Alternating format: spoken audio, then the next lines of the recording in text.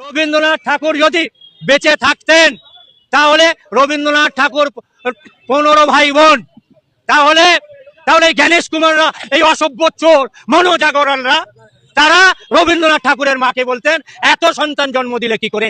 কতখানি লজ্জার বিষয়, কতখানি ঘেন্নার বিষয় এই শ্রমিক ভট্টাচার্যদের পার্টির কর্মী হিসেবে আরএসএস এসব করছে। ওরা বলছেন ওরা স্বামী বিবেকানন্দের 12 তারিখ জন্মদিনে গিয়ে মালা দিয়েছে।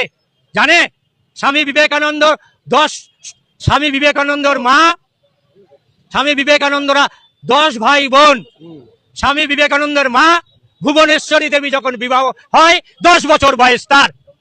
ওরা ওরা কতখানি অসভ্য বর্বর হলে স্বামী বিবেকানন্দের মাকে নিয়ে প্রশ্ন করছেন। লজ্জার কথা। কেউ এই শব্দ জানার পরে বিজেপি করবেন? অসভ্য বর্বরের দল এই বিজেপি করবেন? সঙ্গে সঙ্গে ওরা বলছে 6 জন সন্তান থাকে তাহলে তাদের ডেকে পাঠানো হবে।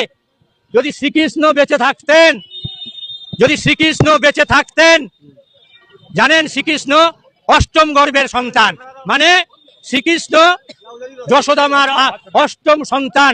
তাহলে এরা কতখানি নারী বিদ্বেষী, যারা যশোদা মাকেও ডেকে আনতেন।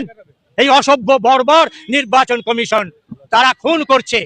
একই সঙ্গে বাংলার শ্রমিকরা যেখানে কাজ করতে যাচ্ছে, হ্যাঁ আপনি জানেন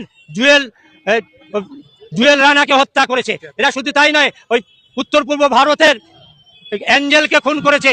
25শে ডিসেম্বরকে কেন্দ্র করে শয়ে শয়ে গির্জায় হামলা করেছে। বাংলাভাষী শুনলেই, যেহেতু এটা রবীন্দ্রনাথের ভাষা, মাইকেলের ভাষা, জীবনানন্দের ভাষা, নজরুলের ভাষা, সুকান্ত ভট্টাচার্যের ভাষা, এ ভাষা শুনলেই ওরা আক্রমণ করছে। তার প্রতিবাদে আমাদের এসআইআর বিরোধী গণ আন্দোলনের পক্ষ থেকে আমাদের সভা। এই